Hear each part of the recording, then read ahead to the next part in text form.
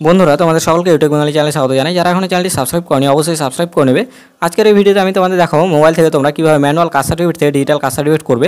Manual caste certificate থেকে digital caste certificate করার জন্য তোমাদের কাস্ট সার্টিফিকেটের এই অফিসিয়াল ওয়েবসাইটে চলে আসতে হবে, অথবা তোমরা সার্চ করবে কাস্ট সার্টিফিকেট www.gov.in, এটি লিখে সার্চ করলে তোমরা এই পেজে চলে আসতে পারবে।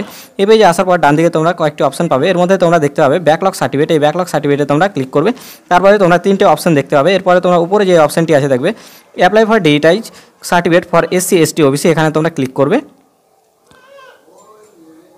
প্রথমে তোমরা ম্যানুয়াল কাস্ট সার্টিফিকেটের নাম্বারটি দিয়ে দেবে এবং কাস্ট সার্টিফিকেটের যে ইস্যু ডেট আছে সেই ইস্যু ডেটটি এখানে বসিয়ে দেবে এবং কাস্ট সার্টিফিকেটটি কোথা থেকে পেয়েছো সেই অথরিটিটা এখানে দিয়ে দেবে। এখান থেকে তোমাদের নিজের কাস্টটি সিলেক্ট করে নেবে এবং এখানে তোমরা সাবকাস্ট পেয়ে যাবে, সিলেক্ট করে নেবে এবং তোমাদের ধর্ম এখান থেকে সিলেক্ট করে নেবে এবং এখানে তোমাদের ফুল নাম দেবে, এখানে তোমার বাবার নাম দেবে এবং নিচে তোমাদের ডেট অফ বার্থটি দিয়ে দেবে। এখান থেকে তোমাদের জেন্ডারটি সিলেক্ট করে নেবে এবং এখানে তোমার আধার কার্ডের নাম্বারটি বসে দেবে। এখানে তোমরা স্বাস্থ্যসাথী কার্ডের মানে রেশন কার্ডের নাম্বার, তোমাদের যদি রেশন কার্ড থাকে তাহলে তোমরা রেশন কার্ডের নাম্বারটি এখানে বসিয়ে দেবে। এটি ম্যান্ডেটরি নয়, স্বাস্থ্যসাথী কার্ডের নাম্বার দিলেও হবে, না দিলেও হবে। এখানে নিজের ফোন নাম্বারটি বসিয়ে দেবে। এখানে তোমাদের ডিস্ট্রিক্ট সিলেক্ট করে নেবে এবং এখানে তোমাদের সাব ডিভিশন সিলেক্ট করে নেবে।